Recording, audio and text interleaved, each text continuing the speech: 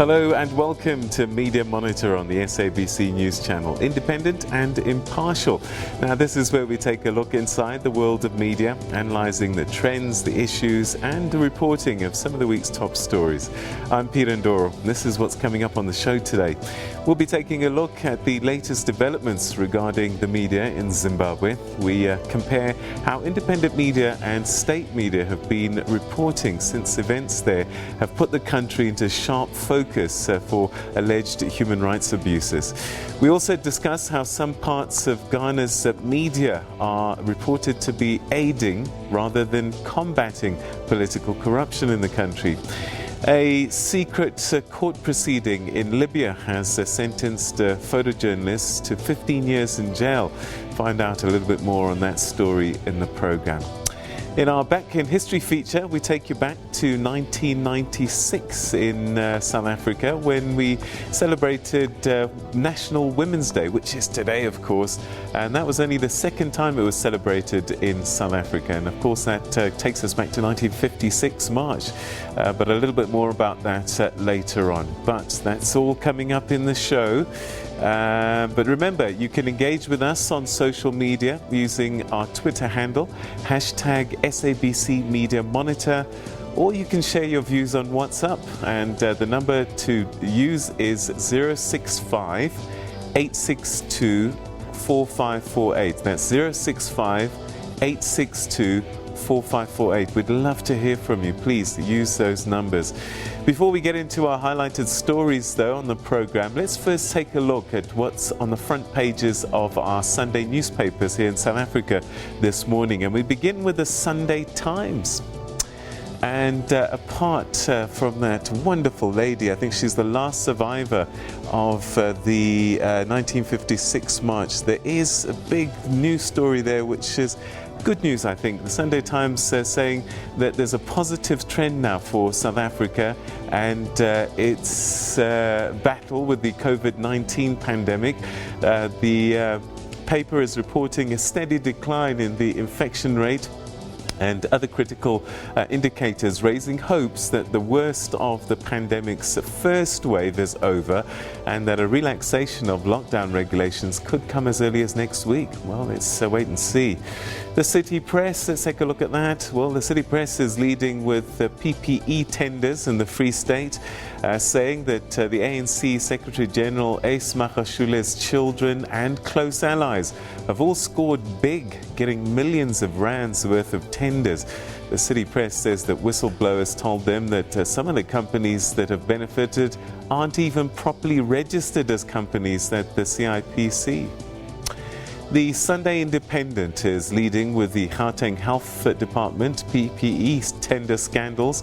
The paper alleges the province used a front company called Ledla Structural Developments to pay Royal Bata Projects 80 million rand and paid 300,000 towards Tandisizwe Diko's 4 million rand personal protective equipment bill with the suppliers.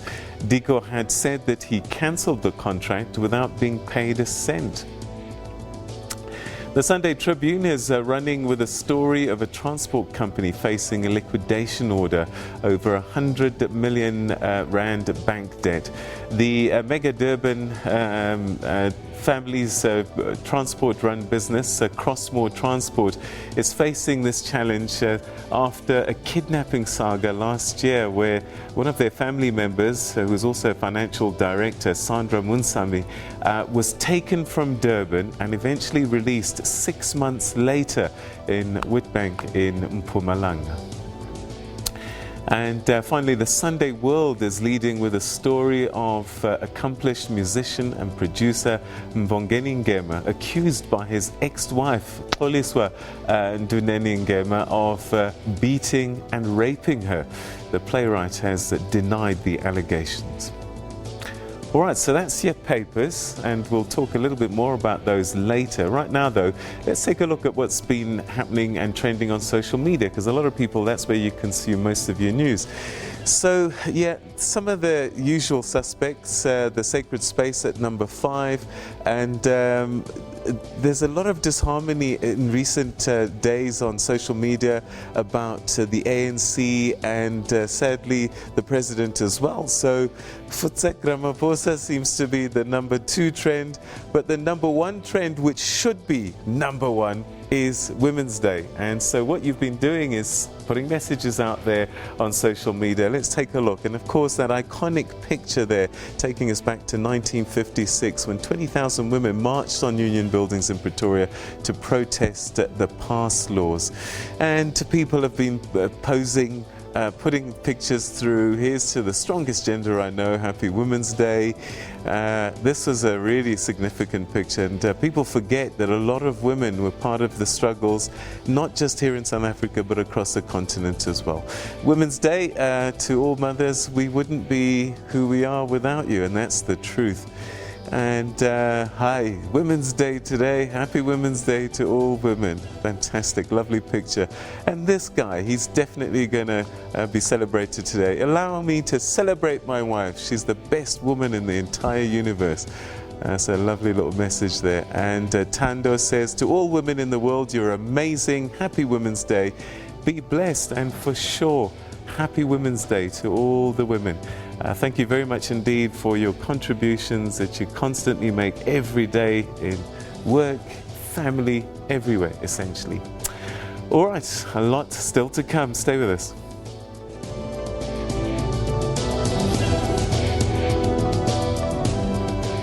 We begin in Zimbabwe, where the country's High Court on Thursday denied bail to a journalist who was arrested last month for supporting anti-government protests in a case that has sparked an outcry over the gagging of the press.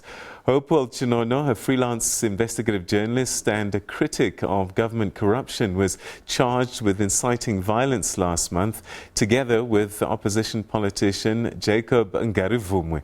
He has been jailed for more than 2 weeks now. The Committee to Protect Journalists labelled the decision to deny bail to the investigative journalist as a vindictive move by authorities. A High Court judge on Thursday dismissed an appeal for bail by journalist Hopewell Chinono, which means that his weeks-long detainment over charges that he was inciting violence will continue indefinitely. Both the United Nations Secretary-General and the Office of the High Commissioner for Human Rights have called on Zimbabwe's authorities to live up to their human rights obligations. The SABC show in Brycepeace was in conversation with the CPJ's Africa Programme Coordinator. Obviously, we're very, very disappointed. We're still waiting to see the judgments that we can understand why the judge decided to refuse the appeal. But it obviously has implications just in terms of, Hopewell himself. Let's just talk about the fact that he is in remand prison. We know that the remand prison in Harare, conditions there are appalling, overcrowded. We are talking about a COVID-19 pandemic, and clearly we're concerned about his health. And so, over and above the fact that, frankly, what he did could not be considered a crime, we do believe that it's been vindictive, frankly. I mean, the protest is over. What reason is there to keep him in jail? So, Angela, in the Zimbabwe context, this is not just about Hopewell Chinono's case, correct? Of course not. There have been several cases. In fact, Zimbabwe's probably got the worst record in terms of attacks on journalists since the COVID-19 lockdown started in April. Well, to help us unpack what's going on in Zimbabwe and in particular what it all means for journalism, I'm now joined via Zoom by Paula Frey, who's the CEO of Frey Intermedia, and Zenzele Ndebele, who's the director and founder of the Center for Innovation and Technology in Bulawayo in Zimbabwe. To both of you, a very good morning. Thanks so much indeed for joining us. You can both smile. It's a Sunday. All right, let's start in Bulawayo with Zenzele. So you're a journalist yourself, and you know how difficult it is to do your work in Zimbabwe. take us through some of the challenges, particularly in recent times, because we're getting a sense that there's been an escalation in terms of authorities clamping down on the work that journalists have been trying to do. Well, Peter, I would say, I mean, for me and maybe for other journalists, the situation has not changed. It has always been difficult to work as a journalist during Mugabe's era in the late 2000s. And there was a bit of hope in 2017 when Emmerson Mnangagwa took over, because we were told that it was the Second Republic, the voice of the people was the voice of God. There was this atmosphere where they were saying, no, you know what, you can work as journalists, do whatever you want. In November, when I say whatever you want, I mean in terms of working freely, following the laws, of course. In 2017, there was quite a time when even the ZBC used to write about or talk about issues that they wouldn't talk or write about in the Mugabe era. But that didn't last long. You remember that around 2019, that's when I was arrested at the State House, accused of carrying empty tear gas canisters, and there were theories that I wanted to, do something to the president and all those kind of things. And then after, we've seen journalists being beaten during demonstrations. In 2018, during the elections, in front of international cameras, people were beaten up, journalists were beaten up, and that has always continued. And unfortunately, following the run-up to July 31, there has been serious clampdown on media freedoms, on journalists. We saw Hopewell Chingono being arrested. He's still in jail as we speak now, and everyone is asking why he couldn't get bail when those who are accused of corruption are actually walking free. People who have squandered millions are enjoying their Sunday today, but Hopewell is in jail. Dudu Matutu, is in hiding as we speak now, because also he's wanted for talking about corruption. His nephew was abducted, beaten up, tortured. We're talking about someone who's on the dialysis machine now because of what he suffered during that time. So we have gone from, the hopes that the media was going to be better to worse, although the Mnangagwa government keeps on saying that we have repealed IPA, we've repealed POSA, but it's not about repealing the laws. It's about what the journalist feels when he walks down the streets. Is he free? Can I take my camera out and just start filming without fearing that when I get home, someone is going to follow me? We cannot have journalists, buying, security doors, cameras, hiring security guards and putting alarms and going around with bodyguards in the Second Republic, or with the so-called Second Republic. All right. Another question for you. Is it particular journalists that are being targeted? I was speaking to the Secretary for Information in Zimbabwe, Nick Mangwana, this week, and he said, look, a lot of people write about the government and they're not always complimentary, but they're not being arrested. But there's some that are crossing the line. What's your take on that? Well, I believe that in any democracy, if someone believes that I have crossed the line, why don't you arrest me and take me to court and I get a fair trial? Why should people be kidnapped in the dark of the night and be beaten up? Why should I find it quite primitive that in this day and age, people will still be using Smith's tactics of following people at night, breaking people's doors. It's not only journalists.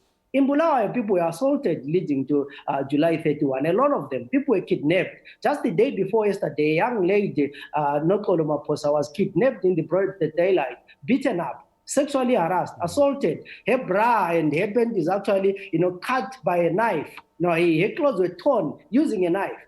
So is that crossing the line? And this is someone who has not done anything. There are so many people who have been assaulted. So I always ask myself that if someone has done something wrong, why can't they be arrested and taken to court? Without, harassing people is what used to happen in the early 80s or in the 90s, and people said, no, it's Robert Mugabe. But Robert Mugabe is not here anymore, and we still find the same tactics. Why, I don't understand the use of violence when we can actually disagree nicely, peacefully. And if you think that I've done something wrong, you take me to the courts, and then the court decide whether I'm wrong or right. All right. Paula, when you were hearing these stories, you must have been concerned. You've traveled the continent, you've heard similar issues in other parts of the continent, but in many ways, a lot of what's being, the Zimbabwean government is being accused of is almost apartheid-era policy here in South Africa.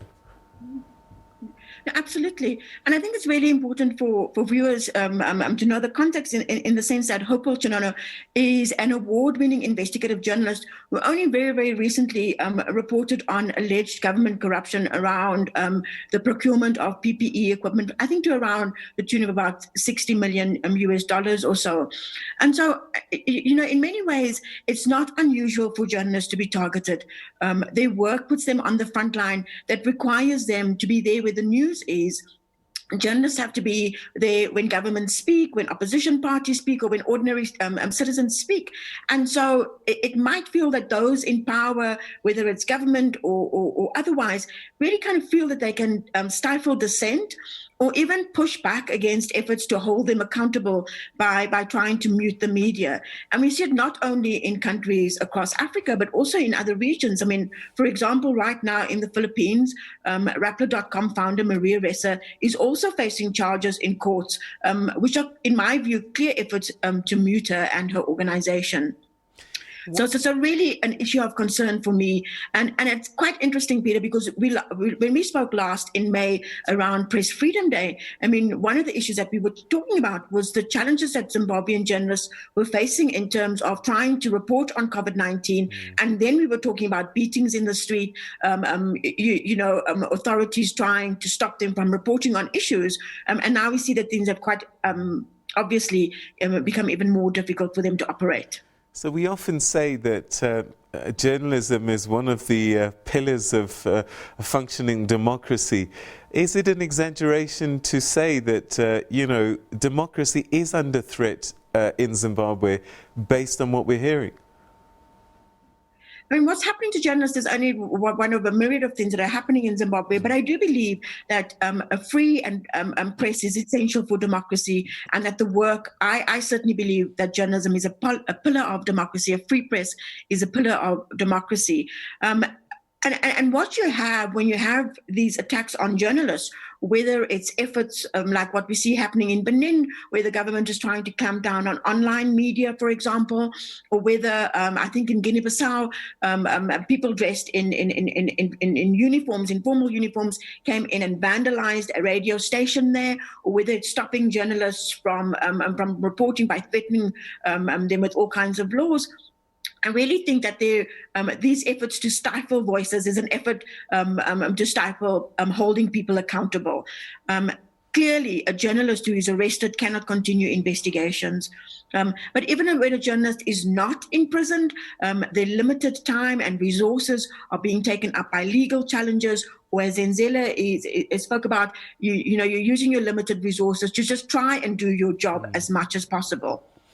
Right. I do want to also say, though, that I think that those who argue, that those who try to stifle journalistic voices should also realize that very often there is a pushback from freedom of expression activists who also realize that journalists need to hold the line. And I think that it is a call, these attacks on journalists across the continent in Zimbabwe, but also in other countries, is also a call to all journalists that even if they're not being under attack right now, I think all journalists need to fight for our rights as journalists and for our responsibilities as journalists to report without fear or favor.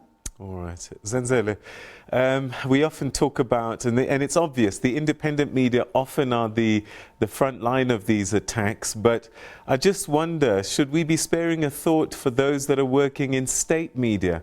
I worked at the Zimbabwe Broadcasting Corporation for a time in the 80s, and even then, one just knew how to behave.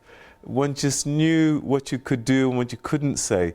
And I just wonder, sometimes we point a finger at them, but it must be exceptionally difficult to work for a state entity in the media as a journalist.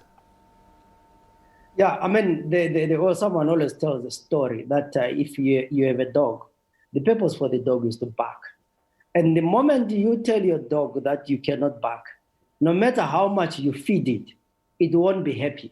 So that rather have a hungry dog that can bark than a very well-fed dog that cannot bark. So working in the state media, I think it should be one of those, painful things, because you are going with these guys. You know corruption is happening. You see it firsthand, but you cannot tell anyone.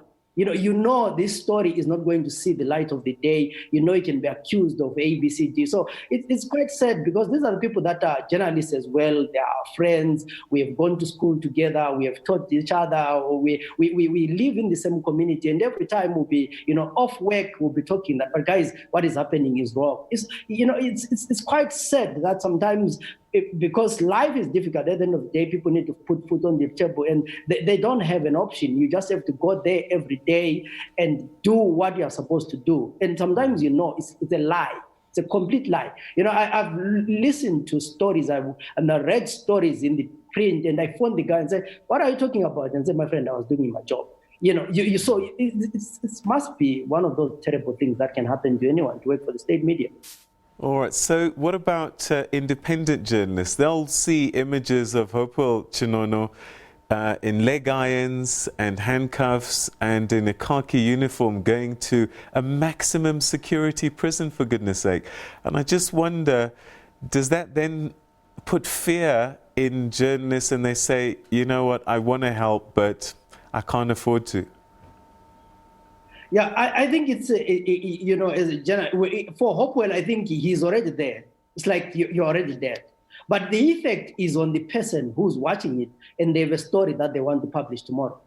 Definitely you will think twice about what you're going to do. You're going to say, next time if I see corruption, I'm going to look the other side, because I might be the next one. When I looked at that picture, it was painful. It was really those pictures where you shed a tear and this could be me.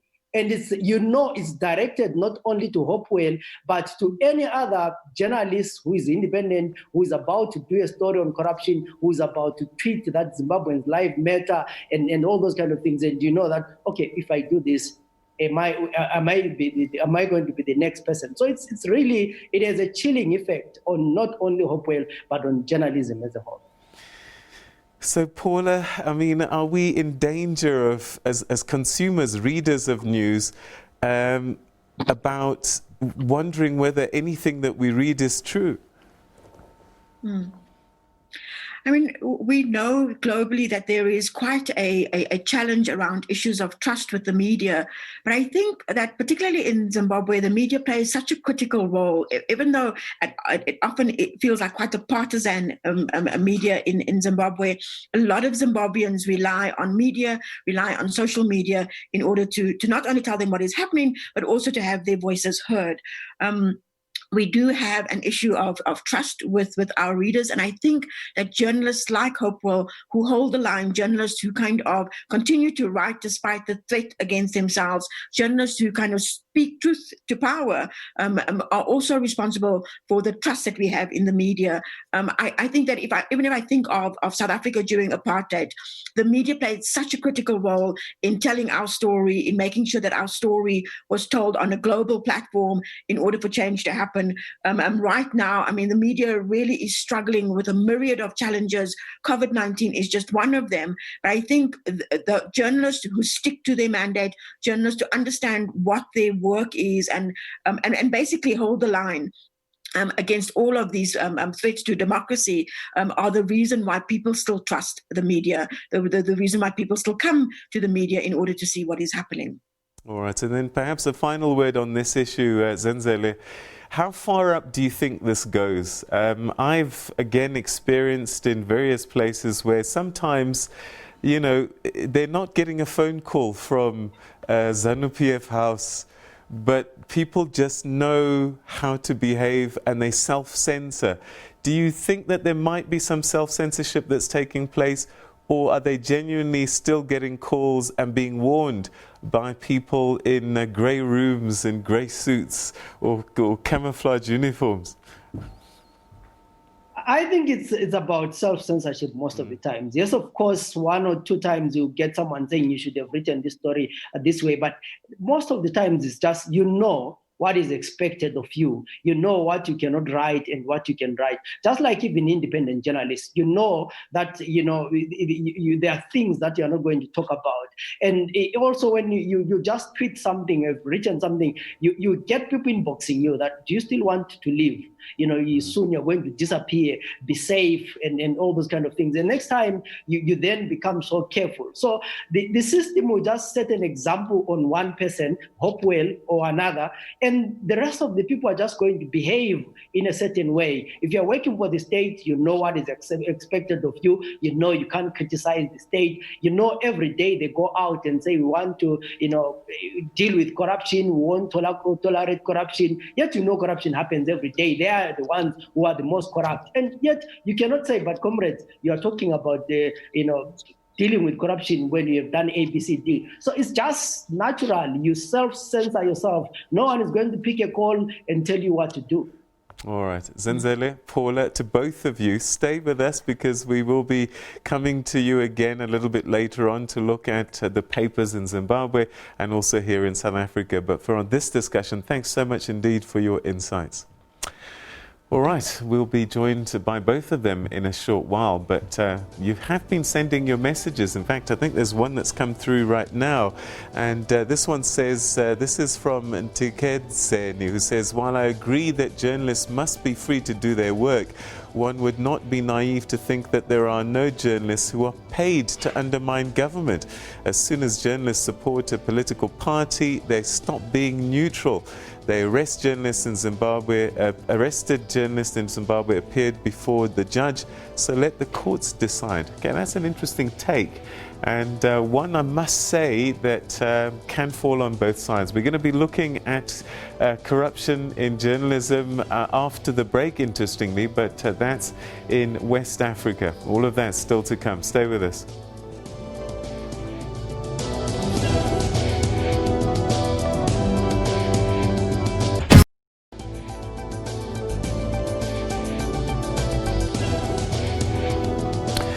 Hello, welcome back. You're still watching Media Monitor on the SABC News Channel.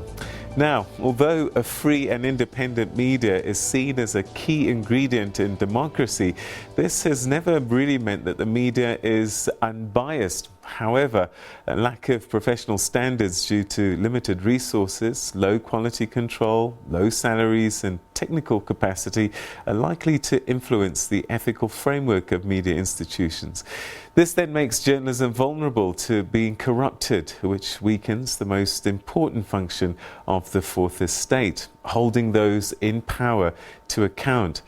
A study conducted by an assistant professor at the St. Thomas University in New Brunswick in Canada has highlighted how parts of Ghana's media has assisted political corruption instead of fighting it. Well, he joins us now from Canada, Professor Joseph Yor Asoma.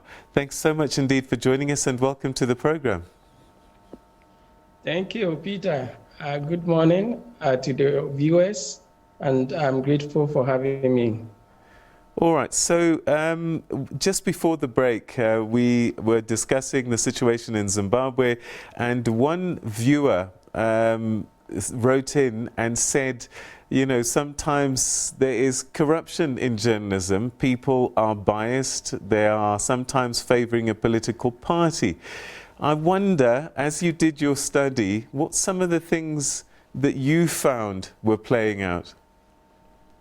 Yeah, so the media is expected to play a watchdog role, but that is not always the case. And in Ghana, my study found that the private media actively contributes to corruption, and they do so through media corruption, that is corruption within the media, through partisan reporting, and through weak journalism.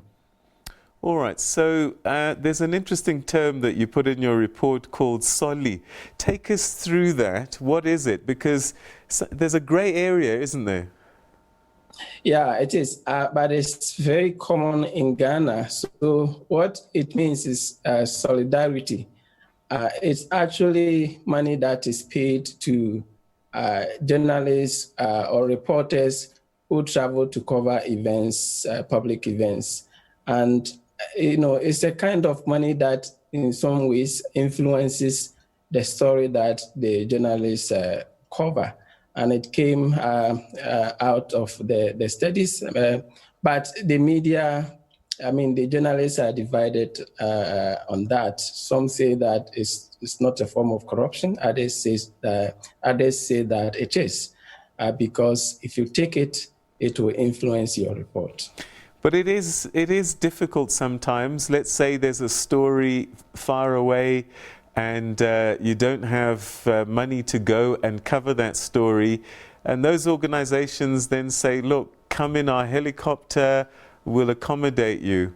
So there's that situation where, do you get on the helicopter or do you not tell the story? I think that is quite different. But with this solidarity, it's normally a form of money that is put into a brown envelope and is handed over to the journalist. So in some cases, we call it brown envelope journalism. So that is another name. And in Ethiopia and other parts of Africa, that is the name is given to it. So it's so common that it's a norm in Ghana? Yes, it is. All right. So how does that then translate into the work that's done? What kind of things did you see was happening? So apart from Sole, so it's given to them, and sometimes the money is big, sometimes it's like land, and they try to, report to favor the political parties or whoever has given them that, money. And that aside, they also do so to, get favor for political positions and so on and so forth. Especially, we have journalists that are associated with, the government, and then we also have those that are associated with the opposition party, and they also cover news based on their political affiliation. So that means that the media reporting will not be objective, impartial, and independent. All right. So now you're in North America, and I'm just now trying to think. You talk about biased reporting. You've watched Fox News. You know that they are pro-Republican, pro-Trump, and they don't even need to be paid to do that. Is there no space in the world? And I think about the UK, the Times is pro-conservative, the Guardian is pro-Labour. We get biased reporting all the time anyway. Yeah, it is, and it's problematic. And that is why some scholars agree that the media is not set up to, play any effective watchdog role. So it's not only a problem in Africa, but it's also a problem elsewhere. And you talk about the fact that people might not be giving money to, like in the case of Ghana, getting money in envelopes to do that. But, it also comes in different forms, sometimes in the form of advertising and so on and so forth. So there are different ways. So is it such a norm in Ghana that people that are involved in corruption know that there's a way out because they can always pass an envelope that's quite thick to investigative journalists, and as a result we have weak accountability of corruption and malfeasance? Yes, it's very extremely prevalent. So we have cases where corruption stories have been dropped because money has exchanged hands. So it's very, very common. Is there a lot of investigative journalism in Ghana? So from my study, what came out is that only few media houses have investigative desks. So majority of them they don't have, and they report based on allegations and counter allegations from people who are allegedly involved in corruption cases.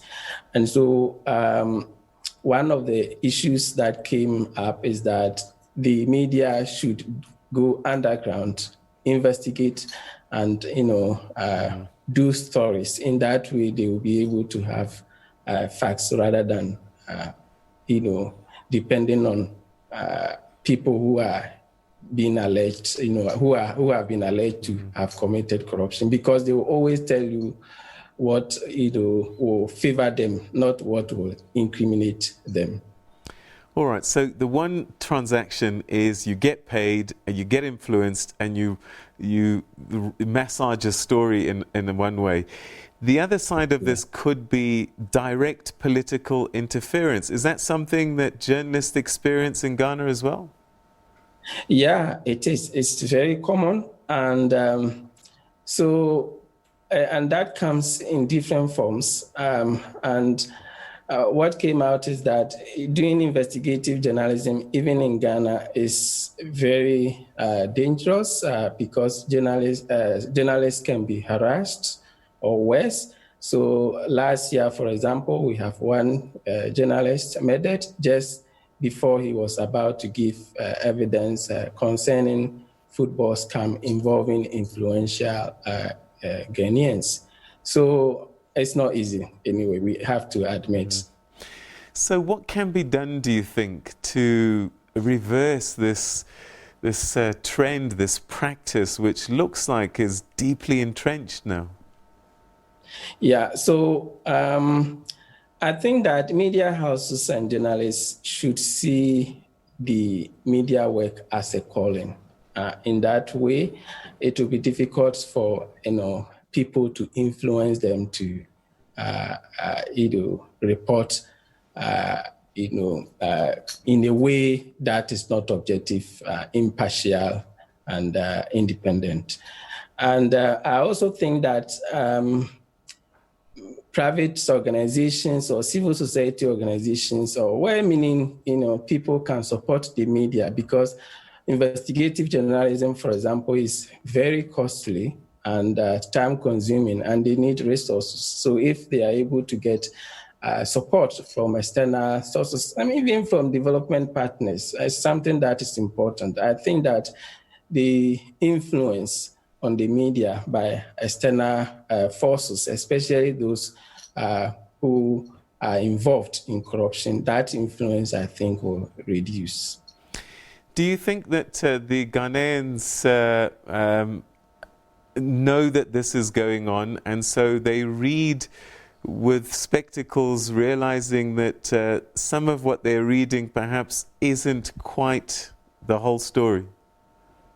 Yeah, so that is something that happens. And so they know media houses that are pro-government and those that are pro-opposition.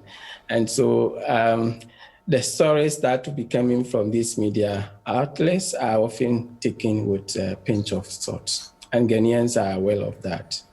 All right. We're going to have to leave it there, but thank you very, very much indeed. I know that it's very early in the morning there, but thanks for staying awake and sharing your time with us. Thank you so much, Okay. Dr. Asoma. Thank you for having me. Thank you for having me. All right. Okay, so that was Dr. Joseph Asoma, who's an assistant professor in sociology at St. Thomas University in New Brunswick in Canada, speaking to us about, sadly, journalists aiding and abetting often in corruption in Ghana, taking those famous brown envelopes. We'll have more after this.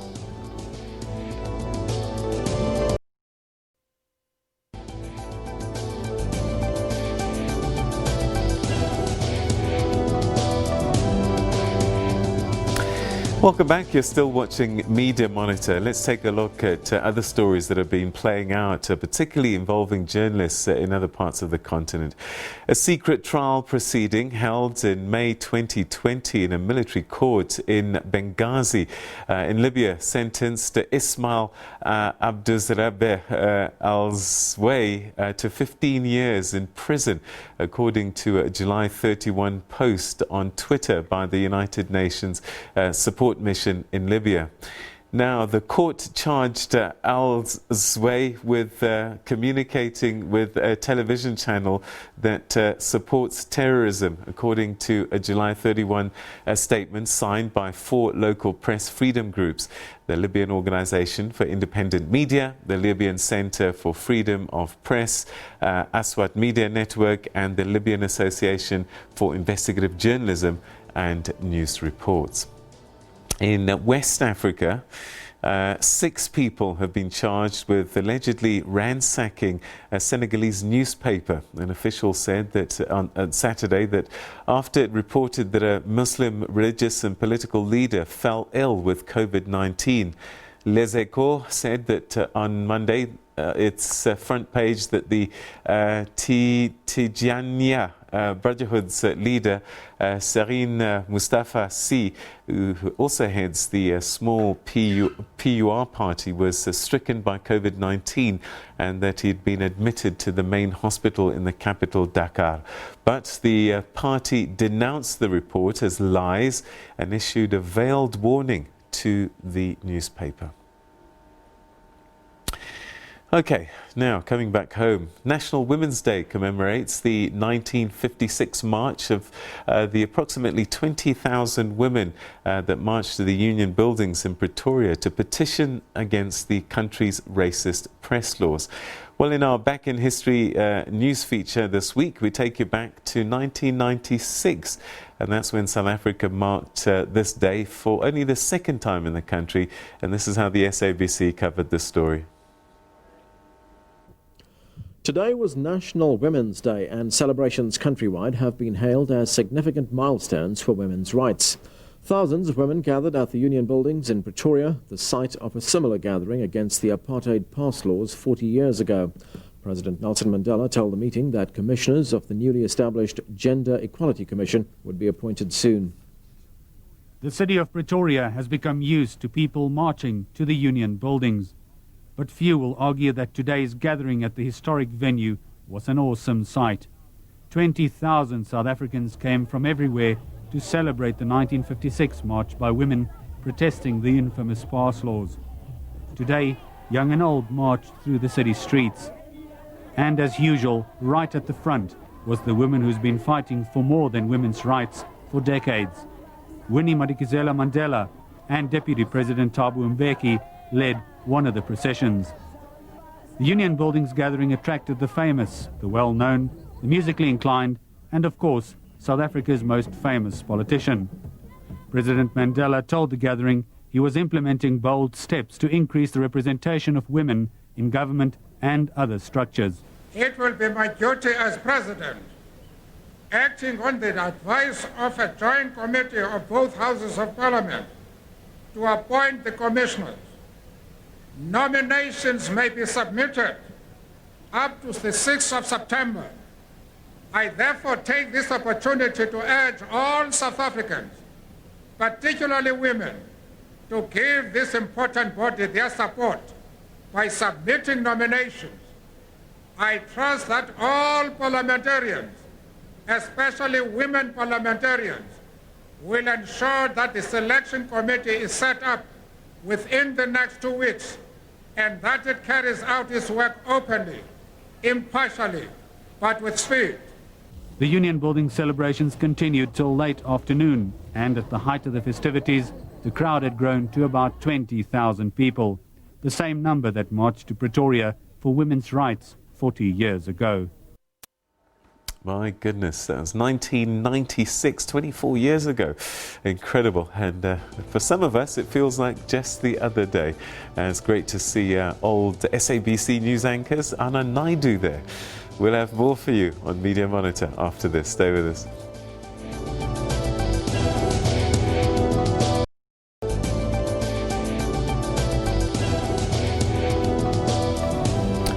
Welcome back. We're starting to wrap things up now, but this section, this is where we take a look at some of those stories that were in your Sunday newspapers that we looked at right at the beginning. So let's start with what's happening here in South Africa, and Paula Frey is back to take us through that. Paula, so it's National Women's Day here today, and I would imagine there must be some articles that grabbed your attention in the papers. Absolutely. I mean, there are a couple of really good articles, and there are two particularly that I really wanted to talk about. You know, Peter, I mean, even though every year we really put a focus on the number of women who speak in the media, we talk about gender equality in the country, particularly around August, the reality is that the improvements have been so slow, so tiny, that it will take many, many decades in some cases for us to get parity. One of the things that really is of interest to me, we're still at the point where we have about 24% of sources, so only about a quarter of sources in the media are women. And I know from the work that we've been doing, but also with the work of UN Women, that the absence of women's voices have a real impact on policy making post-COVID, particularly, right, as we try to build back. And so there's a really interesting story in the City Press today, in its business section, on the gender pay gap that keeps widening in South Africa. And it's an interesting story for me because it just deals with the fact that we know that COVID-19 and it has a huge impact on business, but what we very often don't look at is the disproportionate impact that it has on women particularly. And what the story that says, and it's written by Tuleto Mzwani in the City Press, is that really in South Africa, the gender pay gap just keeps on widening. So the amount that women and men earn, that gap just keeps on getting wider and wider. And it's of particularly a concern because of COVID-19 and the impact that's going to have on the economy afterwards. It's also of concern to me because women very, very often carry the additional burden of care work in the home. And so even as they're being paid less, they really have two jobs. They're going home from the workplace, or if the workplace is at home, they're doing their work and they're doing care work within the home, looking after the family, etc. So I thought that it was a really interesting story, and I would urge people to go and have a look at that. So Paula, do we know why this happens and why it persists? How did women end up being paid less, and why does it carry on?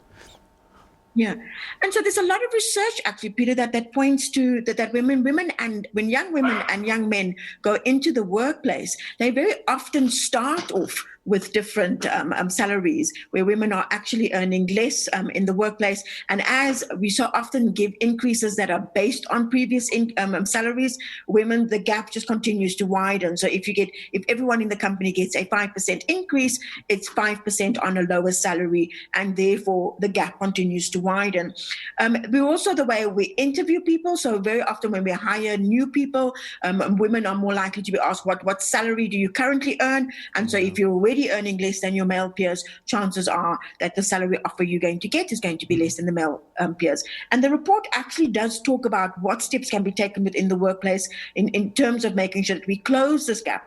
But I think the starting point is beyond August, beyond Women's Month, that companies actually have policies in place to make sure that there's not only gender equality, but gender equity in the workplace. So don't give everyone the same salary increase if in fact women are already structurally behind their male colleagues. Make sure that we actually have equity.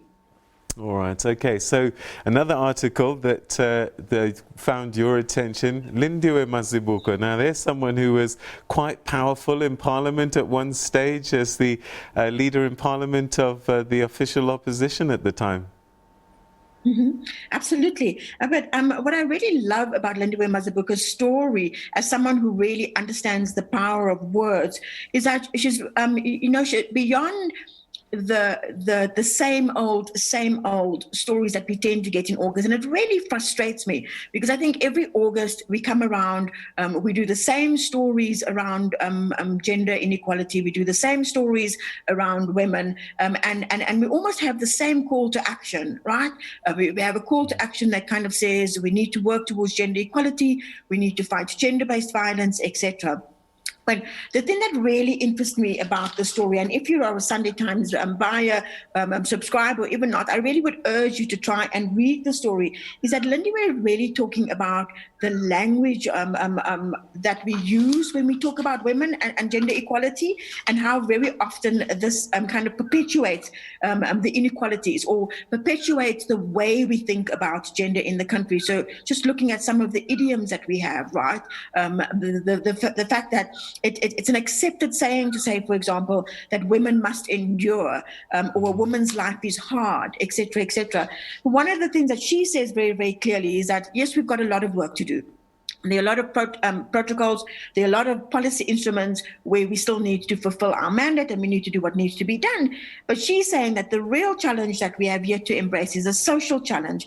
And that challenge is what we say to our young girls and boys about their place in society, how we describe the language we use, how we talk about gender, how we talk about equality. And really, I would urge you, she has a very, very strong call to action in it, that if you're preparing messages of support this Women's Day, then really think about the language you're using, think about the way you're going to be speaking about it, not just in media, but also in social media and in your interactions with everyone else. Really, really powerful, I think, column and worth reading on Women's Day. Okay, which paper is that one in? That's in the Sunday Times. The Sunday Times. All right. Paula, that's where we're going to leave it. Happy Women's Day to you. Thank you very much. And let's hope next year, if we have this conversation, we'll see more, a greater shift towards proper equality. Thanks, 100%. Peter. Thanks so much indeed. That's Paula Frey, one of our regular commentators. Great to have her on the programme. Thank you, everyone, for watching Media Monitor. In fact, we've got 2 tweets before we disappear. So let's take a look and see what your thoughts have been. The first one is from an apologetic Kada. So they were watching, that's excellent, Mr. Ndebele, say it as it is, no fear, no favor, I salute you. And that says Mr. Ndebele, who's working as a journalist in Zimbabwe. And Namo says, what is happening here in Zimbabwe is just not right. People beaten up and abused for nothing. Why? Being a citizen of this country is just a curse. No one head of state want to help us. Okay, and the last one, what's it? Thank you for telling it like it is. Did you see that picture? All right, thanks so much indeed for joining us on the program. It's time once again. See you next week at the same time, but please wear a mask. Take care. Bye-bye.